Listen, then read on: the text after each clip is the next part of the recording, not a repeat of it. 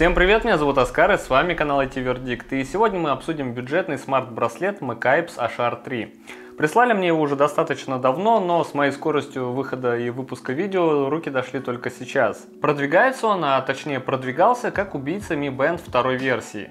Стоит он в районе 1000 рублей, и скажу сразу, ходил я с ним постоянно и никак не жалел, поэтому выглядеть он будет немного потрепанным. Зато на основе долгого использования есть достаточно большое количество выводов. Вообще, это мой первый смарт-браслет, которым я пользовался долго и на постоянной основе, и скажу сразу, у меня нет в наличии Mi Band 2, чтобы произвести такое прямое сравнение.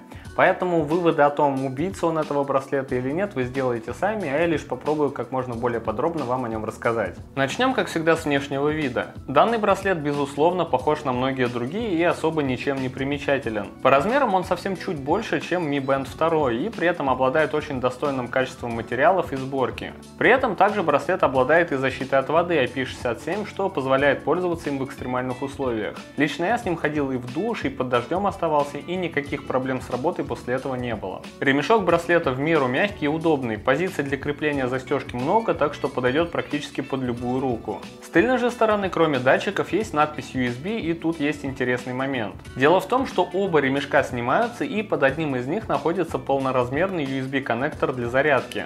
Ремешок сидит очень и очень плотно, слишком плотно. Именно поэтому беспокоиться о попадании той же самой воды в душе не приходится. Ремешки можно поменять местами, и тем самым браслет подойдет и под правую, и под левую руку. Что же касается удобства ношения, то браслет не тяжелый и благодаря материалам практически не ощущается на руке, не натирает и не мешает. Однако область под самим ремешком в редких случаях все же потеет. Что касается характеристик, то у данного браслета имеется цветной TFT экран размером 0,96 дюйма, сенсорная кнопка навигации и аккумулятор на 80 мАч, который обеспечивает работу до 6-7 дней. Подключается браслет по Bluetooth 4.0 и совместим как с iOS, так и с Android. Из возможностей браслета можно выделить следующее. Это постоянное измерение сердечного ритма в случае, когда браслет надет на руку, мониторинг сна с определением фазы сна, уведомления о звонках и сообщениях, шагомер, мониторинг активности и подсчет калорий. Браслет также периодически будет призывать вас разминаться в случае, если вы долго находитесь без движения. Также браслет умеет управлять камерой смартфона взмахами, но об этом чуть позже.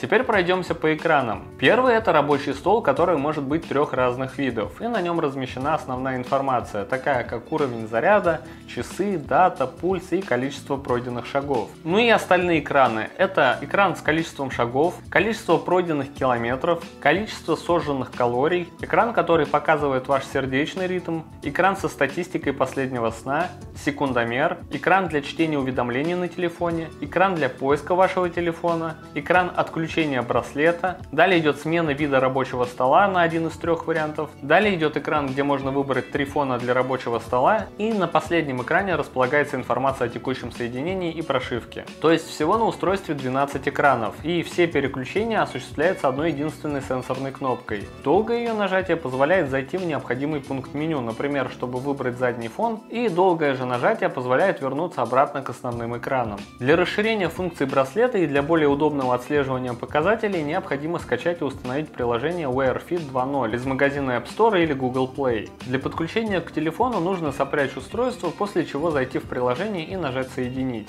На главной странице можно увидеть все данные, которые поступают с часов, а выбрав любой из пунктов, можно получить уже более подробную информацию. Также через приложение можно настроить разнообразные параметры, например, будильник, напоминание о необходимости разминки и прочие параметры. Из интересного можно настроить браслет так, чтобы он активировался, когда вы поднимаете руку. Однако по факту это работает очень неточно, и, например, при нахождении руки на клавиатуре он будет то и дело загораться. Более полезной функцией в некоторых случаях будет возможность фотографировать покачиванием руки. Выглядит это примерно так, и в некоторых случаях, возможно, будет действительно полезно. В настройках личной информации можно ввести все необходимые параметры, а также указать время, в которое будет проводиться контроль сна.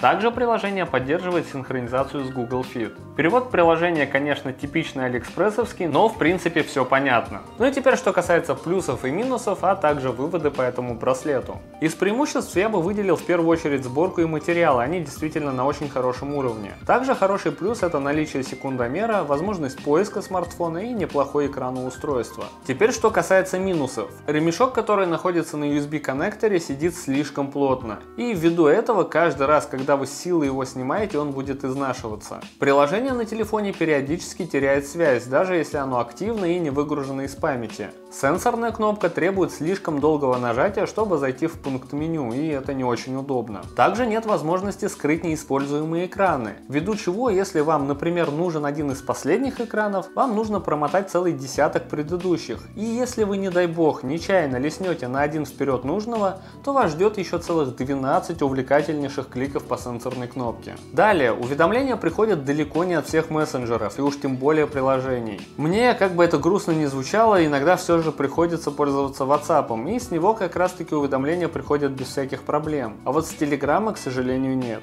Также к минусам можно отнести и активацию экрана по поднятию руки, поскольку работает она не точно и сокращает время работы устройства на одном заряде с целой недели до примерно 3 дней. Это не очень здорово.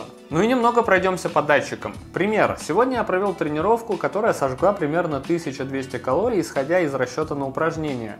Однако приложение показывало гораздо меньшие цифры, поскольку ориентируется оно исключительно на шаги и, возможно, на пульс. Шагомер работает также далеко не идеально, и различие с реальным количеством шагов есть, и оно может достигать 1,5 раз. Далее, когда вы в приложении на телефоне задаете промежуток сна, то готовьтесь к тому, что если вы не легли в этот самый промежуток времени, то браслет будет любое ваше пассивное поведение, будь то просмотр фильма или чтение лежа на диване, воспринимать как сон. Поэтому анализ сна имеет смысл использовать только тем людям, которые действительно ложатся и встают по расписанию, тогда данные, возможно, и будут точные. В моем же случае получается, что сижу я, например, ночью за компьютером, а потом смотрю в мониторинг, и я, оказывается, спал все это время. Ну, в общем, как-то так. В общем, вот такой вот неоднозначный браслет. Не знаю, может ли он именовать себя убийцей Mi Band 2 с учетом количества неточностей в его работе. Поэтому, если вы являетесь обладателем Mi Band 2, то напишите в комментариях, поменяли бы вы свой браслет на этот, и если да, то по каким причинам. На этом все, спасибо за внимание, надеюсь, выпуск вам понравился. Если это так, подписывайтесь на канал, жмите на колокольчик и увидимся с вами в следующую среду. С вами был канал IT Verdict. Пока!